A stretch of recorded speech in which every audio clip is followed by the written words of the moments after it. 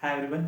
बहुत दिन बाद मैं वीडियो बना रहा हूँ क्योंकि मेरे अलग अलग जगह ड्यूटी लग रही थी और फिर कुछ दिन पहले मैं घर भी चला गया था। मैं पढ़ नहीं पाया, लेकिन 2-3 लेक्चर मैंने किए थे फिर, लेकिन वो उसमें उतने पॉइंट्स नहीं थे तो मैं शेयर नहीं कर पा रहा था।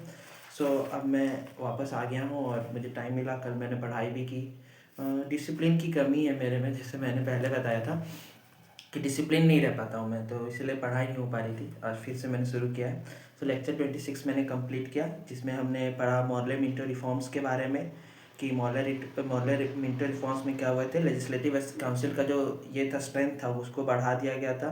सेपरेट इलेक्टोरेट लाया गया था जो मुस्लिम्स को दिया गया था। इसमें पहले वाइसरॉय एग्जीक्यूटिव काउंसिल में इंडियंस, एक इंडियन भी रहेंगे, ये भी इसमें लाया गया था। जो पहले इंडियन थे वो थे सत्येंद्र नाथ सिन्हा।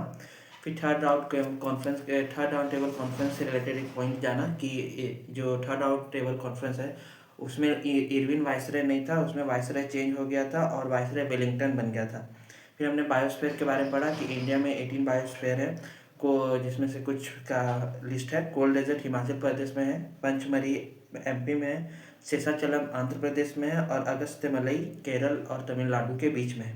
फिर हमने कोरल रिफ्स के बारे में पढ़ा कि कोरल रिफ्स सिम्बायोटिक रिलेशनशिप कहते हैं, सिम्बायोटिक रिलेशनशिप में रहते हैं।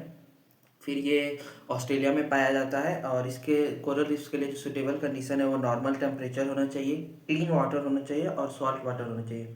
फिर हमने डैम्स के बारे में पढ़ा, कौन डैम्स कहाँ कहाँ पे है। उसमें से जो मुझे नहीं आ रहा था दिमाग में, पता था लेकिन भूल गया था, बता कि हाईएस्ट ग्रेविटी डैम जो है भाखरा नंगल डैम है। फिर हमने और भी अलग अलग डैम्स के बारे में पढ़े कि महाराणा प्रताप डैम पौंग डैम पे है, राणा प्रताप सागर राजस्थान में है, जोहार सागर राजस्थान में। फिर हमने गुर्जर प्रतिहारा के बारे में पढ़ा कि गुर्जर प्रतिहारा के फाउंडर नागभट्ट हैं और वो ट्रिपाटाइट स्ट्रगल में भी गुर्जर प्रतिहारा का पार्टिसिपेशन था।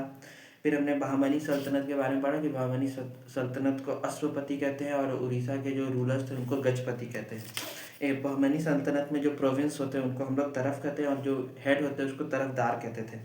फिर अगस्त ऑफर के बारे में पढ़ा कि अगस्त ऑफर का के अपोज में इंडिविजुअल सत्याग्रह स्टार्ट किया गया था। फिर हमने पैनक्रियाज के बारे में पढ़ा कि पैनक्रियाज में दो टाइप के सेल होते हैं, एक अल्फा सेल और एक beta cell. Alpha cell glucagon release करता है और बीटा सेल इंसुलिन को रिलीज करता है। फिर हमने पिट्यूटरी ग्लैंड के बारे में पढ़ा कि उसके भी दो पार्ट होते हैं, एक एंटेरियर और पोस्टेरियर। पोस्टेरियर में जो भी हार्मोन होते हैं वो हाइपोथैलेमस के होते हैं और पोस्टेरियर एडीएच हार्मोन और ऑक्सीटोसिन को रिलीज करता है और एंटीरियर जो होता है वो ग्रोथ हार्मोन के लिए होता है। और बाकी बस यही था, बाकी सब हमें मुझे आते थे। लेक्चर का यही कुछ पार्ट था। अब आगे मैं फिर से पढ़ाई का स्टार्ट पर लगा हूँ, देखता हूँ। डिसिप्लिन ही नहीं रह पाता, कोशिश करूँगा कंटिन्यू रहूँ। Thank you.